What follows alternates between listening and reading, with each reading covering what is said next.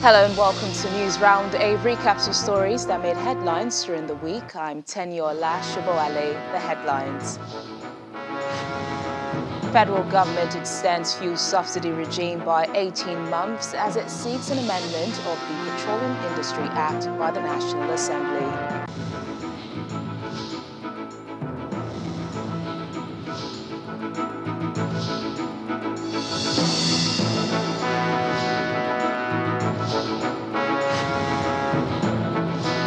National Assembly passes harmonised electoral bill with direct, indirect and consensus modes of primaries.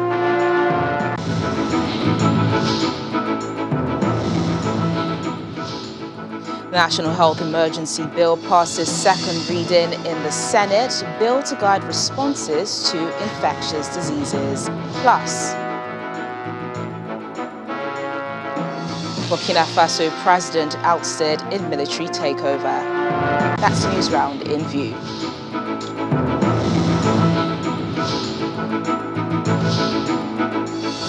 News Round begins with the federal government's proposal of an extension of the subsidy regime for 18 months as it seeks an amendment of the Petroleum Industry Act by the National Assembly.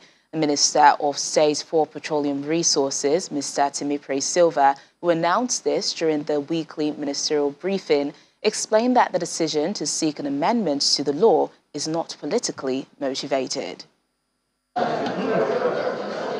Moments after emerging from a meeting with the president in his office, the Minister of State for Petroleum Resources, Mr. Timipre Silva, addresses State House correspondents at the weekly ministerial briefing. He clarifies that the president has officially given approval for the suspension of fuel subsidy removal until further notice. But after a few questions on the legality of the process, he reveals the full plan. We will apply for some amendment of the law so that we will still be within the law. We are proposing an 18-month extension, but what the National Assembly is going to approve will be up to them. We will approve an 18-month extension. We will propose an 18-month extension. And then, of course, it's up to the National Assembly to look at it and then pass the amendment as they see fit. The federal government also anticipates that before the actual removal of fuel subsidy, potentially in 2023, other critical measures would have been enabled. The Dangote refinery is expected to come on stream at the end of this year. All our refineries, the Port Harcourt refinery, is expected to be performing at a certain capacity, not full capacity, by end of this year. There are some modular refineries that are also going to come on stream later this year. Reacting to existing queues at petrol stations in the nation's capital, Mr. Silva insists that it is as a result of panic buying and hoarding in anticipation of a change in policy. He, however, maintains that the federal government is in active communication with Labour. Our discussion with Labour is also around these palliatives and mitigations. So all this will have to come together. That's why we decided at this time, especially since we are running against time. So essentially, the federal government has between now and February 16, which is about 3 weeks from now, to amend that particular section of the law so that they will not be in breach of it. And beyond that, the minister is also assuring that the possibility of increasing the price of fuel will not be a consideration in the coming months. From the presidential villa, Gloria Umezuke, Channels Television News. Meanwhile, the Nigerian National Petroleum Company Limited is requesting the sum of 3 trillion naira as fuel subsidy for 2022. This is according to the Minister of Finance, Budget and National Planning, Mrs. Zainab Ahmed, who briefed State House correspondents after the Federal Executive Council meeting chaired by the President. She said by implication, the federal government will have to make an incremental provision of 2.557 trillion naira in order to meet subsidy requirements, which currently averages about 270 billion naira per month. For the first time this year, President Muhammadu Buhari chairs the virtual Federal Executive Council meeting at the State House. A number of ministers are in attendance as crucial issues contained in various memos are addressed, including fuel subsidy removal, which has made the headlines recently. Moments later, the Finance Minister, Mrs. Zainab Ahmed, announces a request presented by the Nigerian National Petroleum Company Limited following a recent decision to extend the fuel subsidy. Population, heightened inflation, and also that the measures that needed to be taken to enable a smoother exit of the fuel subsidy are not yet in place. It was agreed by Council that it is desirable to exit fuel subsidy. The Nigerian National Petroleum Company, NNPC, has presented to the Ministry a request for 3 trillion naira as fuel subsidy for 2022. And what this means is that we have to make an incremental provision of 2.557 trillion naira to be able to meet the subsidy requirement, which is averaging about 270 billion naira per month. That will end up with incremental cost of 3 trillion in 2022.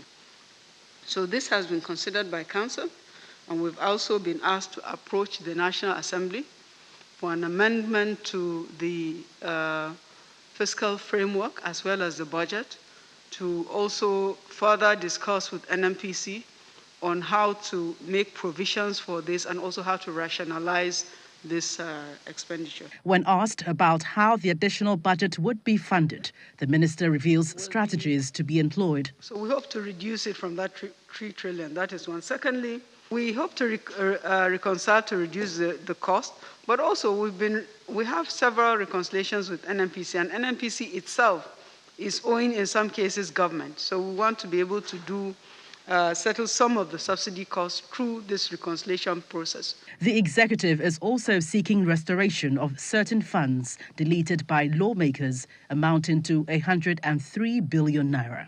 Part of the request that Council has approved today is for the National Assembly to repeal clauses 10 and 11. So clause 10 is referring to a provision that has been made that will enable the EFCC and the NFIU be able to take 10% of whatever collections that they recover. We're asking for that to be repealed because this is in direct contrast to the acts of these two agencies, and also it is in contravention with the Fiscal Responsibility Act and the Finance Act 2021. Thank you, Honorable Minister. Thank you. Okay.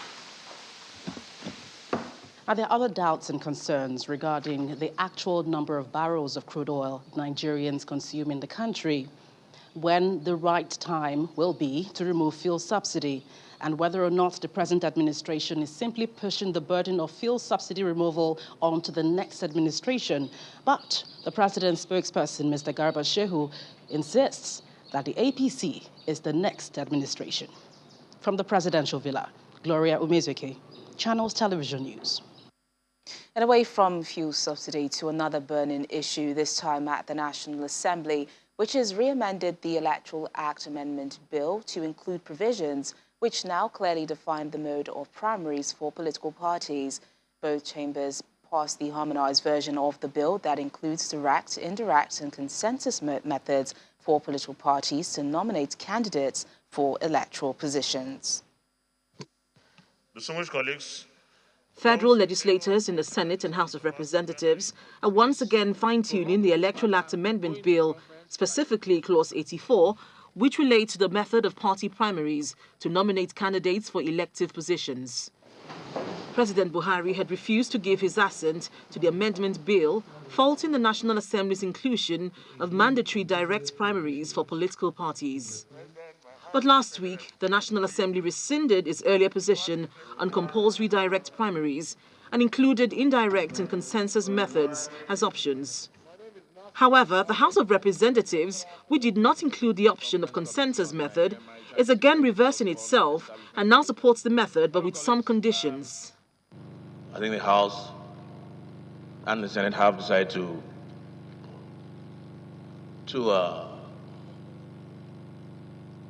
add, I believe, the consensus provision so that there will be no need for conference, but with certain provisos. And those provisos, hopefully, we'll be able to agree and insert them today to protect all aspirants for all positions so that we'll all have an even playing field. As regards consensus candidate, the amended bill provides in Clause 84(9) that a political party that adopts a consensus candidate shall secure the written consent of all cleared aspirants for the position, indicating their voluntary withdrawal from the race and the endorsement of the consensus candidate. It also states that where a political party is unable to secure the written consent of all cleared aspirants for the purpose of a consensus candidate, it shall revert to the choice of direct or indirect primaries for the nomination of candidates for the aforesaid elective positions.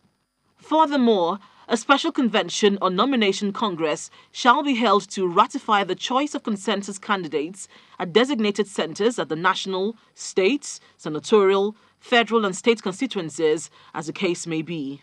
Distinguished colleagues, the harmonized version of the Electoral Act Amendment Bill is also before the Senate for passage. For the consensus, the two chambers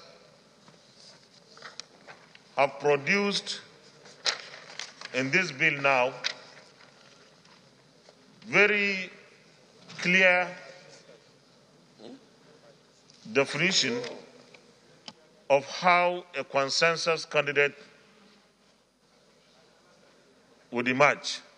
The amendment bill is to be sent to President Buhari once again for assent.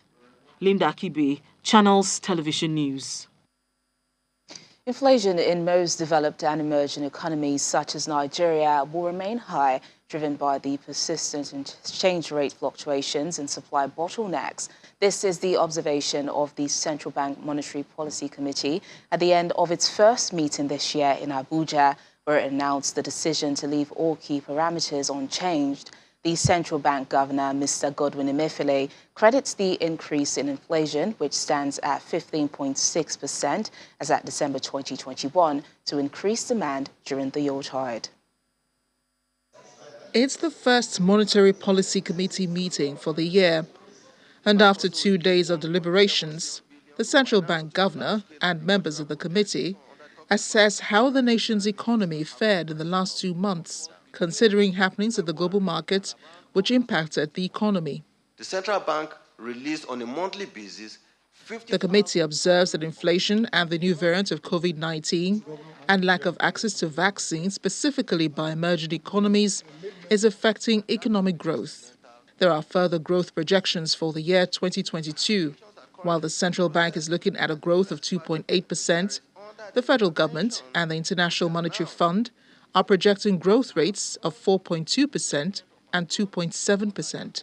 The committee noted that while the recovery of the global economy in 2021 fell below the initial forecasts, final estimates showed considerable improvement over the 2020 outcome and evidence that the global economy was pulling out of the doldrum associated with the pandemic. Consequently, the recovery is gaining momentum with increasing consumer spending, upswing in investments, and soaring world merchandise trade above pre-pandemic levels. These reflect the resilience of economic agents in the face of new strains of the virus and rising infection rates. The central bank governor then says its intervention across various sectors of the economy to boost business activities, which run into billions of naira, is yielding results. But this is not without worrisome trends.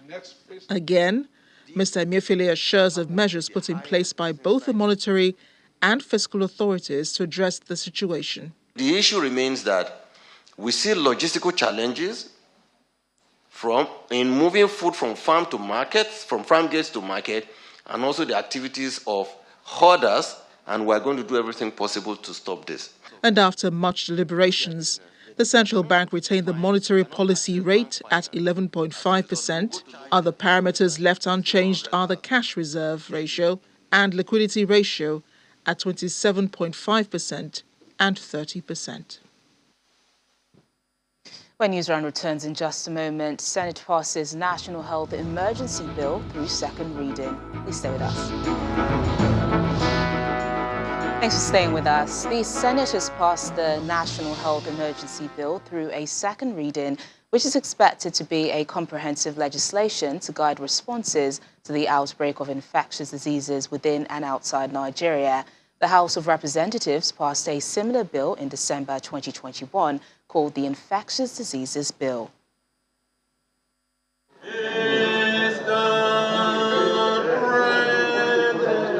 More than 2 years after COVID-19 hit the world, Nigeria still does not have a comprehensive legislative framework to manage the outbreak of an epidemic, a pandemic, or any infectious disease.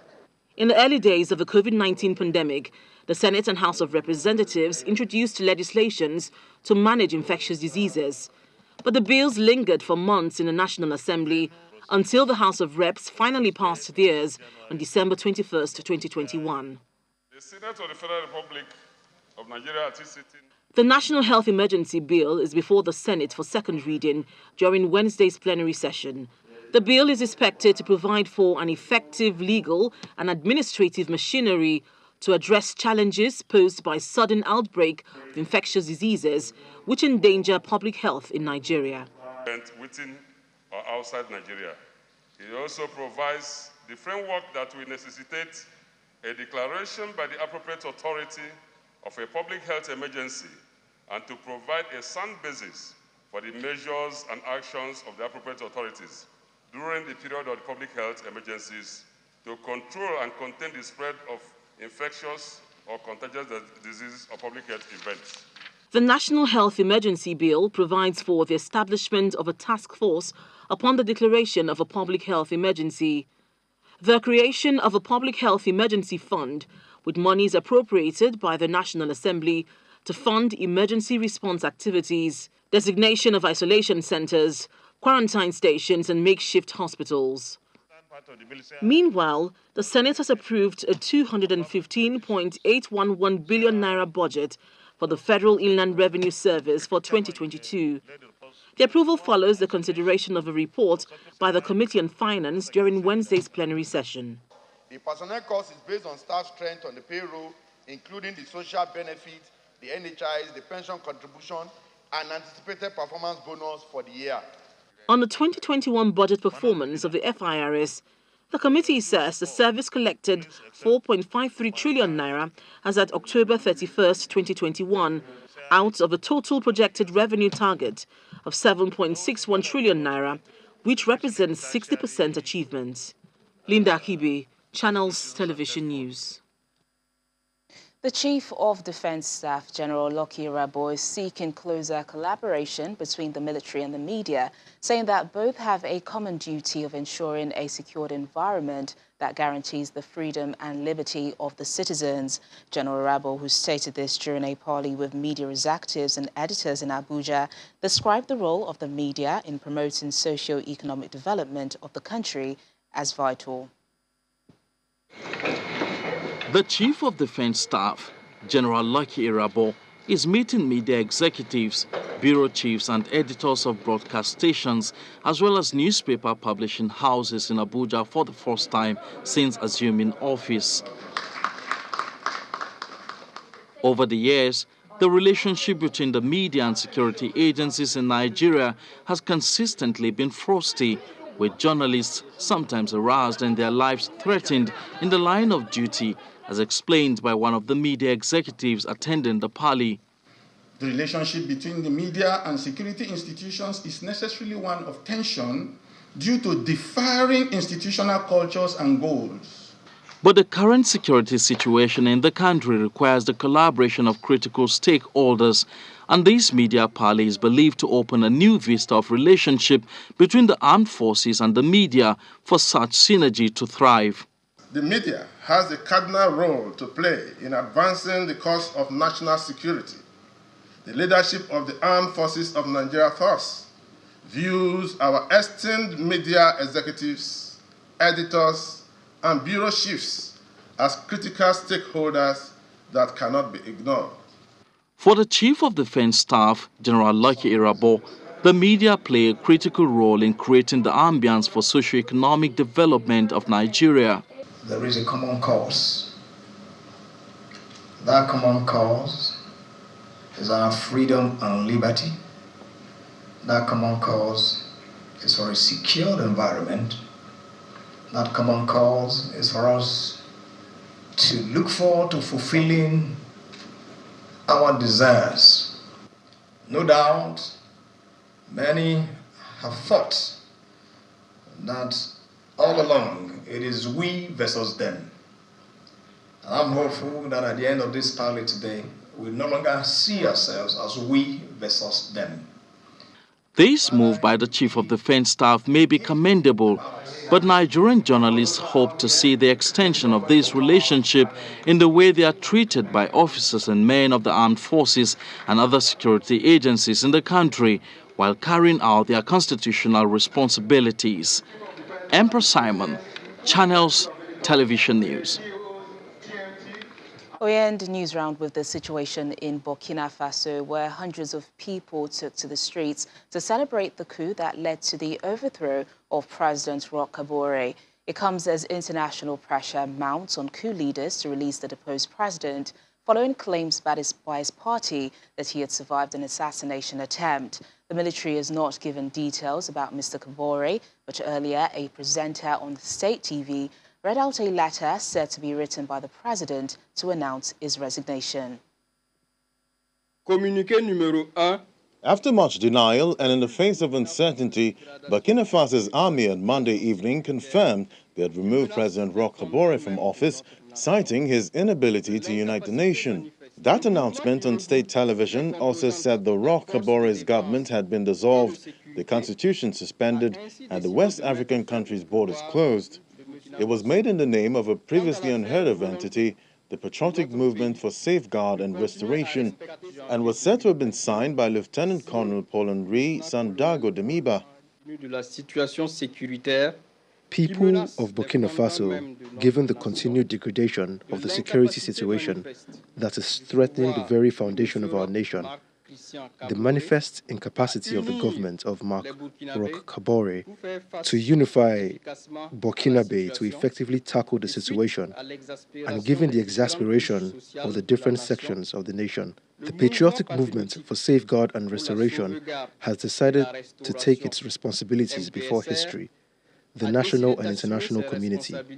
This movement, which includes all sections of the army and security, has decided to end the post of President Kabore this January 24th, 2022.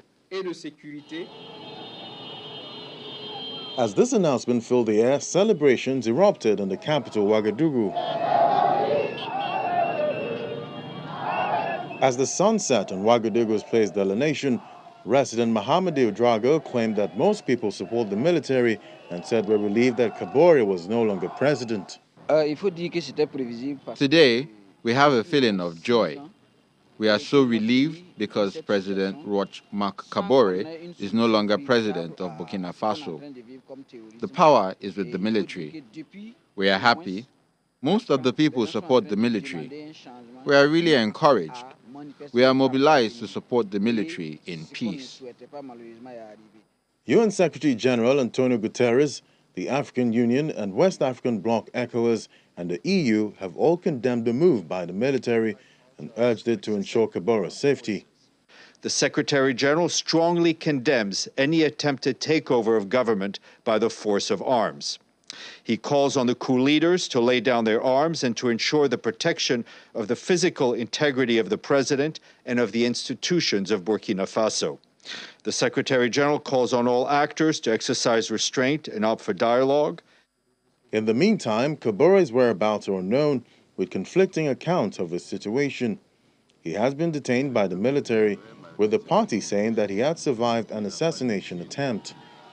Landlocked Burkina Faso, one of West Africa's poorest, despite being a gold producer, has experienced numerous coups since independence from France in 1960. And that's News Round this week. Thank you so much for watching. I'm Teniola Shibowale. Enjoy the rest of your weekend.